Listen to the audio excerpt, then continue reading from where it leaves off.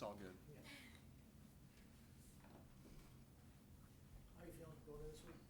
I feel good. I feel good. I feel good about the plan. I feel good about how my body feels. I had a good week or a good day of practice, so I feel good about the week. Hi, Zach, about this, and I want to ask you the same. Do you feel like a win this week, getting back to 500, is a chance for y'all to really build momentum that can carry on the rest of the season, given how you started? Yeah, I mean, yeah, we're going to talk about this every week from here on out now because of how we started, but every week is so critical at this point. Yeah, we got to get another win. Do you kind of just disregard the record to a degree? I mean, obviously the record matters, but it's more about how you're playing, how the team's progressing. Is that the biggest deal? Yeah, you just have to treat it week by week. You just got to go 1-0 in the week. Our record is what it is. We're 3-4. We're still in it. Is there anything that getting to 500 does for y'all mentally? Does that make a difference aside from, it's a number, but does that do anything for y'all mentally to get to that point? Yeah, you want to have a winning record. And this is the next step towards that goal. So, got to go 1-0 this week to get to 4-4. Given what the Eagles have on their side of the ball on offense, they're explosive, one of the most explosive offenses in the NFL. How much emphasis do you guys have as an offense about playing better than you have the last 2 weeks in terms of scoring and just overall operation? Yeah, we got to play great this week. We know what they have. We know they have really good players. They're going to make plays on offense and defense. So we got to play great on both sides of the ball. What stands out about their defense when you watch them? They got good players. They play within the scheme. They're well coached. We've played against this style of defense before. It's always tough. They got a good pass rush. They're gonna pressure you. So you got to handle it well. You got to get the ball out quickly, and you got to push the ball down the field when you find your opportunities. You've played against Fangio a few times now, different stops. I mean, is his scheme pretty much the same, but does he adapt to players he has, or what's it look like to you? He adapts year to year. A little more too high than he used to call. I would say he mixes it up a little more than he used to. Keeps you on your toes, sends a pressure here and there. So you got to be ready for a lot of different things. They mix it up front wise, personnel wise, quarters, single high, cloud. So they do a good job disguising everything, making everything look the same. Over the years, you've really, in like key moments, you've leaned on T and in really critical spots, even going back to the Super Bowl run.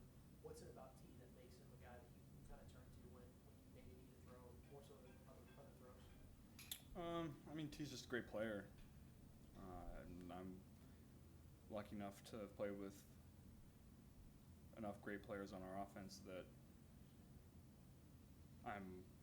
I can throw the ball where the defense tells me to throw it, not having to think about other things. I'm confident in any of our guys to just go and win. And T's been playing great. He's going to continue to play great. He's going to continue to make contested plays, win his one-on-ones, and make plays down the field. So I'm going to continue to go to him. How much do you allow yourself, or do you think about that this could be the last year that you have both T and Jamar to throw to? I mean, have you thought about that at all as you went through the season? No, not since the season started. Did you think about that at all before the season started? You have a lot to think about in the off seasons. Yeah, you think about your own career, a lot of different things, how things can play out. That's life. Once you're in the season, there's almost no other thinking going on other than what's my job today, try to get better. Do you keep up with the quarterback class of 2020? Do you have any kind of relationship with Jalen? Not really. We were at the Heisman ceremony together. We played against each other in college.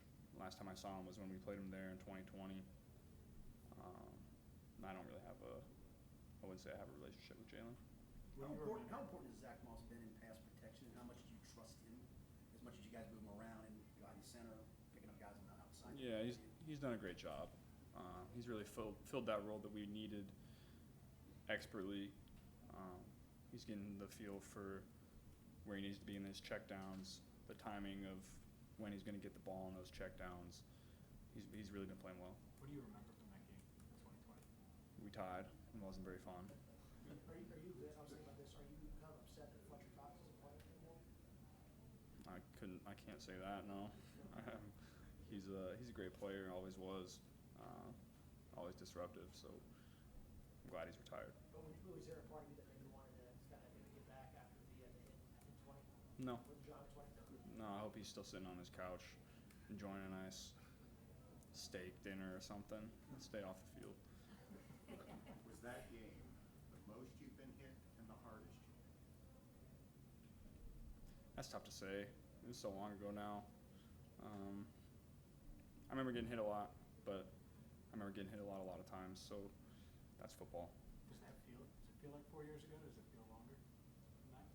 Yes and no. You know, it feels like a long time ago, and then it also feels like yesterday. I guess that's how life is when you get a little older. You guys, 0-3 at home. I know each game tells a different story as to why the outcome is what it is, but is there any theme that you can point to that you guys need to correct at home to start winning some games here? No, I wouldn't. You know, like you said, each game is its own thing. I don't think there hasn't really been a consistent theme game to game this year of things that we haven't done well or we have. Each game is its own thing, and you go to correct based on that. Joe, what can you say about how this team has responded after an 0-3 start? We've got 2 in a row. We've won 3 or 4, so we put ourselves back into it. That's all you can say right now. There's still a lot of football to be played. Only 7 games in. We got 10 games left. Not even halfway through it yet, so story's still being written. Even though in some ways, in the first few weeks of the season, you started with 3, but you were able to do some good things, specifically on offense. But the outcome of games, like coming away from it, knowing that you won, like that in itself, does that provide confidence for you guys more so than just feeling like you did some things well? Yeah, of course. Your goal is to win the game. Doesn't matter.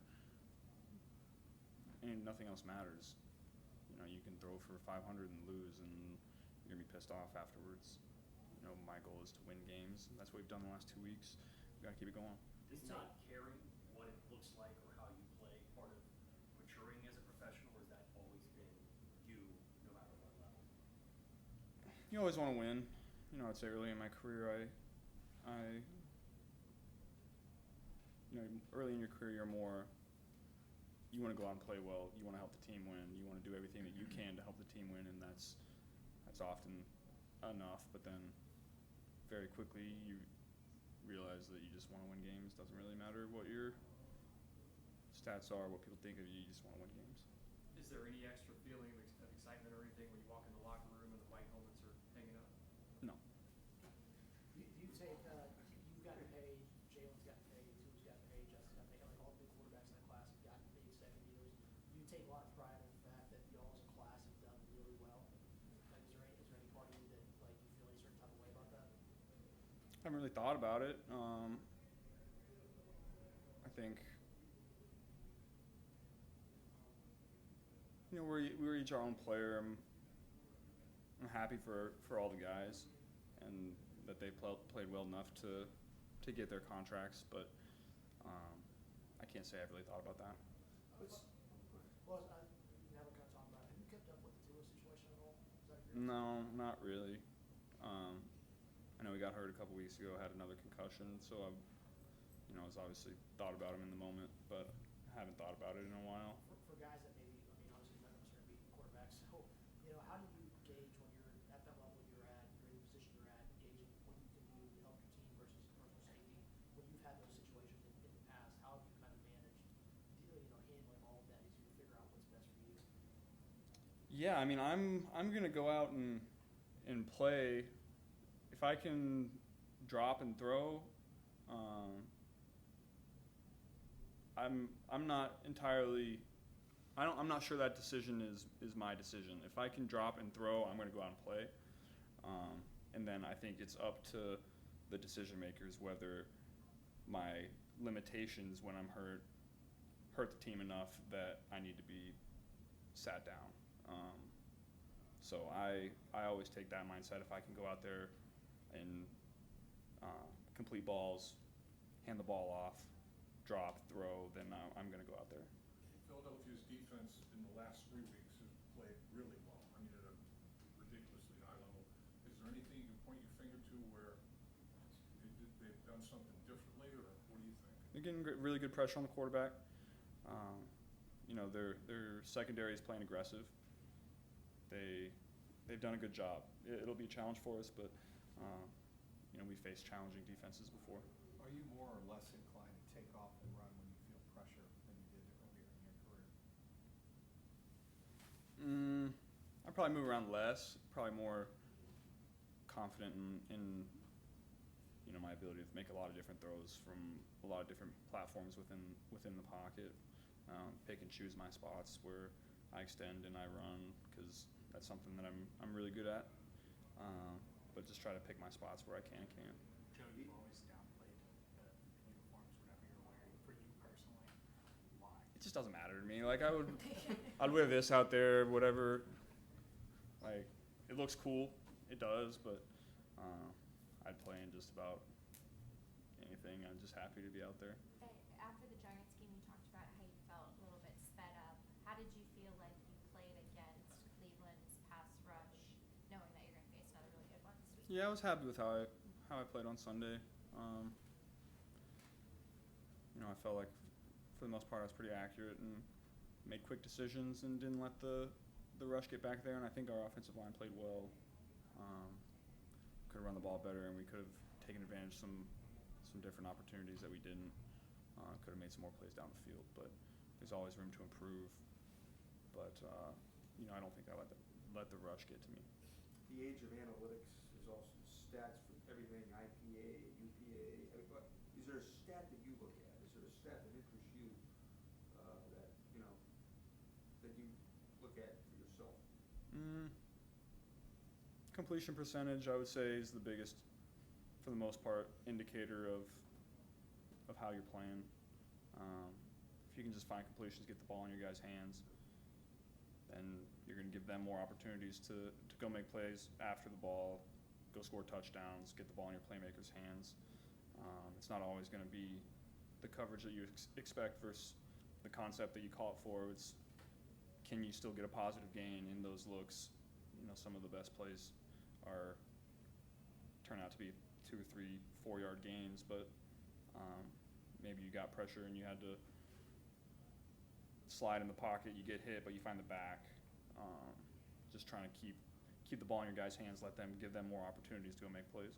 Do any of these new analytic categories? I would have to understand what goes into the formula to really understand whether I care about it or not. There's a lot of I'm with you. there's a lot of ones that people use that I don't know what is weighted within the formula higher than others, so I can't really make a decision on whether I care about that or not, because maybe yards per attempt is weighted too highly, maybe touchdowns are weighted too highly, maybe completion percentages, maybe they're taking into account things that they think matter that you don't really think about as a quarterback because it doesn't really translate to winning games. So I'd have to do a deep dive on the formulas and the weighted values of these analytics to really understand them, and I can't say that I've had time to do that. Is there one in particular, like QBR, or is that one that an example of that, or just out of curiosity, what comes to mind? You're I just don't know what goes into that one.